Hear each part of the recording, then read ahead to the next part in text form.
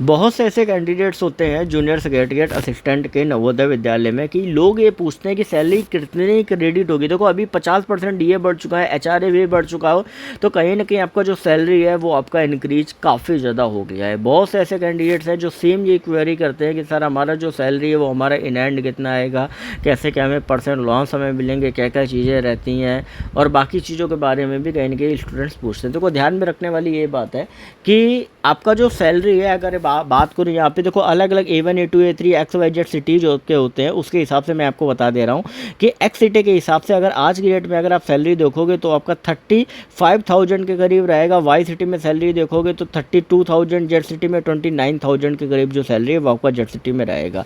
अगर आप कैलकुलेट करोगे कि जैसे मान लो कि आज की तारीख में, तो ये आज की तारीख में 50% डीए बढ़ने के बाद मैं आपको बता रहा हूँ। देखो एक चीज़ का बेनिफिट आपको मिलता है एचआरए का। क्या मिलता है कि यहाँ पर एचआरए गवर्नमेंट ने बोला है कि एचआरए मिनिमम जेड सिटी में 1800, वाई सिटी में 3600 और एक्स सिटी में 5400। ये जेड वाई एक्स का ये जो क्राइटेरिया मैंने आपको बताया हुआ है। जैसे मान लो अगर 19,900 में अगर आप कैलकुलेट करोगे 30% का, ठीक है, तो लगभग 5700 आपका यहाँ पे आता है। ठीक है, तो ये जो आपका जो एचआरए है ये आपका मिनिमम रहता है, लेकिन यहाँ पे अगर आपका ज़्यादा आ रहा है तो ये वाला एचआरए लगेगा। ये तो अभी हो गया, लेकिन इसके पहले की जो स्लैब थी उसमें 5400 से कम बनता था, जिसकी वजह से ये आपको अलग से दिया जाता था। तो ये जो सैलरी मैंने आपको बताई है 35, 32, 29, ये मैंने आज की डेट के हिसाब से सैलरी आपको बताई है। 50% डीए जो आपको बढ़ा है। जब आप ज्वाइन करोगे जाके तब काफ़ी सारे चेंजेस, 1000-1500 का जो डिफरेंस है वो आपको ज्वाइनिंग में आ ही जाएगा, क्योंकि लगभग कहीं ना कहीं साल भर तो पूरा आपको लगेगा ही लगेगा इस वैकेंसी के फाइनल ज्वाइनिंग तक।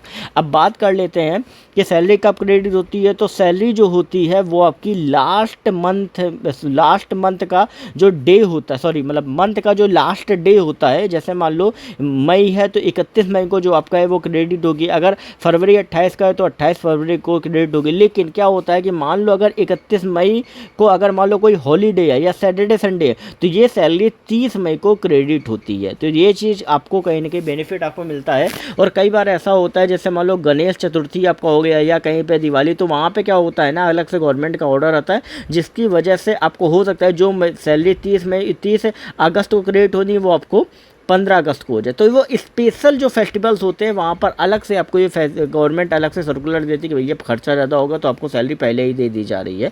तो वो आपको सिर्फ और सिर्फ आपका फेस्टिवल वो वन टाइम ही रहता है। कई बार गणेश चतुर्थी वगैरह में आपको मिलती है, वो अलग अलग फेस्टिवल के हिसाब से वेरी कर सकता है। इस तरीके से पूरा जो सैलरी का क्राइटेरिया रहता है। इसके अलावा अगर आपके कोई भी मन में डाउट है तो नीचे इंस्टाग्राम का लिंक आपको दिया गया है, वहाँ से जाके आप सभी पूछ सकते हो। टेलीग्राम ग्रुप को ज्वाइन कर लेना, क्योंकि वहाँ पर बहुत से ऐसी जो अपडेट्स, स्टडी मटेरियल, पीडीएफ से सर्कुलर्स आपको देता रहता हूँ, जो कहीं ना कहीं आपको आगे प्रिपरेशन में हेल्प करेंगे। और इसके अलावा चैनल को सब्सक्राइब करके बेल नोटिफिकेशन आइकन को ऑल पे कर लेना। एनवीएस की प्लेलिस्ट को जरूर देखना, क्योंकि सारे related video NVS junior secretary assistant के यहाँ पे